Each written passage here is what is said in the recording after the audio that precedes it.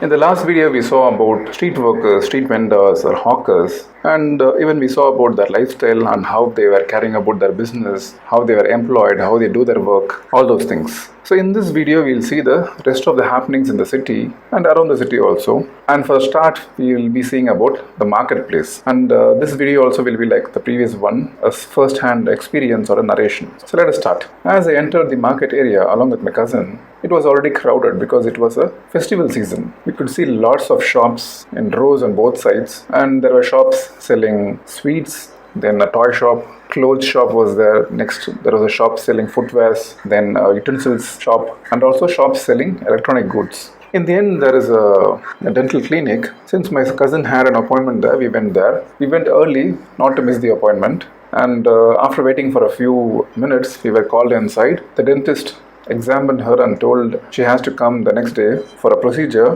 which is to fill her cavity. So when we came out, my cousin was already scared because she thought it would pain, and she had to bear the pain the next day. Then we went towards a new garment shop, a showroom selling ready-made clothes. So the showroom was 3-floored one, and in each floor there were different types of clothes being sold. For example, in one floor clothes for kids, and in the next floor clothes for women or girls, and in the next floor clothes for men were sold. Let us see about the administration of this showroom.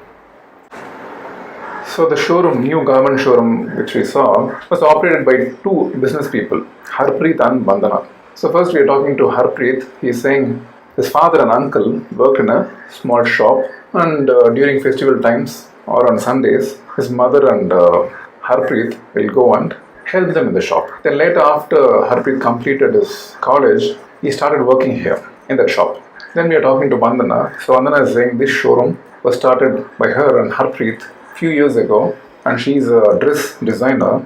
And nowadays the trend is ready-made clothes only. People are not interested in stitched clothes anymore. And a showroom, ready-made showroom, also need to be attractive. So they are changing according to the trend. So the materials for the showroom is coming from different places, from Mumbai, Ahmedabad, Ludhiana, Tirupur, Noida, Gurgaon, then towns near Delhi, and sometimes even from foreign countries. And there are some other things which need to be done for the showroom to be running properly. So they have to advertise in various newspapers, cinema theatres, television, and also in radio channels. And they have rented the building, and they also plan to buy it. And after doing lots of business all these years in the showroom, they are able to buy a car and also book a flat in an apartment complex nearby. So just like how we saw about Harpreet and Vandana, there are many other business people in the city who own their own shop or business. And they are not employed by anyone, but rather they employ people to work for them as supervisors and helpers. So these shops are permanent shops because they own them, and the license for these shops are given by the municipal corporation. The municipal corporation also decides on which day the market has to be closed. So for example, this market will be closed on Wednesdays, and in this market there are also small offices and shops that provide services like banks, courier services, and others.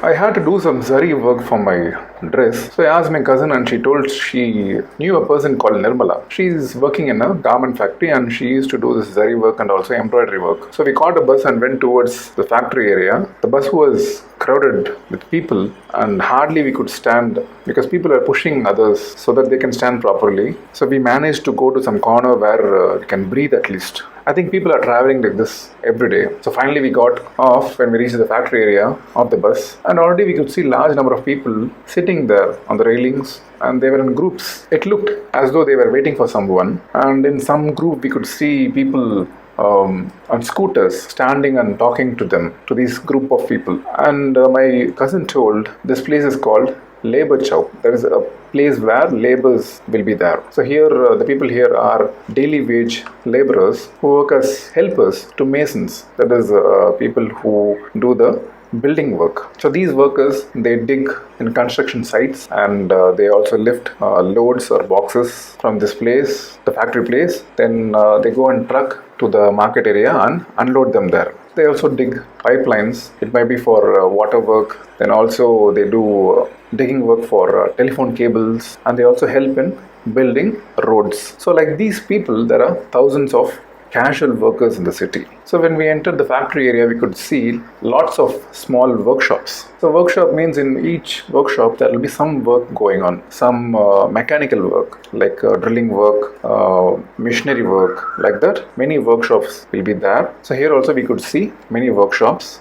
So in this workshop area, we could see one section where people were working using sewing machines. They were stitching clothes. So each person was operating one sewing machine, and this was happening in a small room. So on one side of the room we could see clothes being stacked one upon another. Finally we could see Nirmala in one place there inside this unit, and she is working as a tailor here, and this is an export garment unit. It's a small factory where they export garments, clothes to foreign countries. So Nirmala is working here in this factory during a season where clothes has to be made for people abroad to use during summer period. So the clothes are exported to foreign countries like USA, UK, Germany, Netherlands, for them to use the clothes in summer. For that, people like Nirmala have to work long hours from December to April, so that the work will be over by April and it will be exported to these foreign countries for them to wear in summer. So the normal working day for them will be from 9 a.m. in the morning until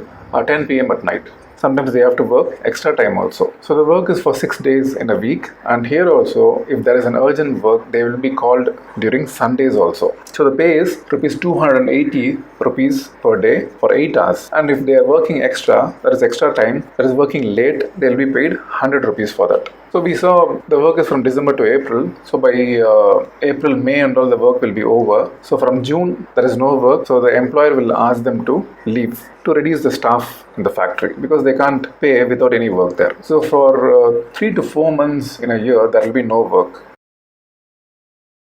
So like Nirmala, in the outskirts of the city, there are people who are employed on casual basis. So they are called casual workers. That means whenever the employer calls for work only, they can come. Then after that, they have to leave the factory. They won't be having any work. So the employers will be calling them usually when there is large orders, like how we saw this one. For summer, they have to make clothes. And there will also be sometimes for festivals or even for other seasonal requirements. So after this particular period, they have to find work in some other place. So these people's work or job is not permanent. And if the pay is not good, that is if they don't get proper salary, or if the working condition, that is if there is no proper air circulation there, or if there is too much of dust, or the space is not enough, they can't complain. So there is no job security and even protection against ill treatment. If some supervisor or even the employer is ill treating them, they can't complain also. Instead of go and complain, they'll be asked to leave the job and go somewhere else. And sometimes we could see they have to work long hours. So usually it will be continuous work when they have good orders. For example, in these cloth mill units, workers have to work day and night. So for 12 hours, one person will be doing one work. Then after that, he or she will be replaced and another worker will be working for the next 12 hours for the same job.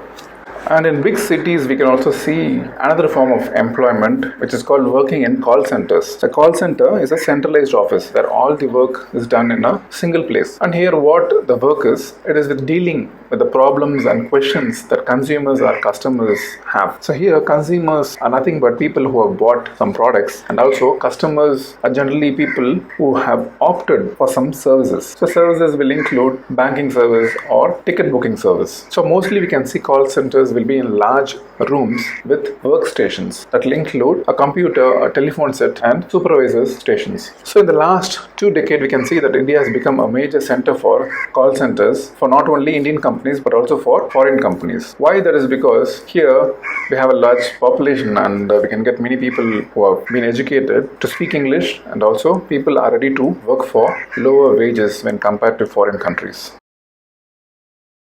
So now we'll go to the office area. So my aunt Sudha is working there as a marketing manager. So we took an auto rickshaw to reach the place, and their aunt's office is fully surrounded by tall buildings. And we could see many people, hundreds of people coming out of their building after work, because we went there at around 5:30 p.m. And most of these people, either they were going towards the car park or some people were going to the bus stop to catch bus. So as I said, Aunt Sudha is a marketing manager in a company which is manufacturing biscuits, and the manufacturing unit, that is a factory, is in the outskirts of the city, as we already saw the factory area. So here in the office, Aunt Sudha is supervising the work of 50 salespersons who had to travel to different parts of the city.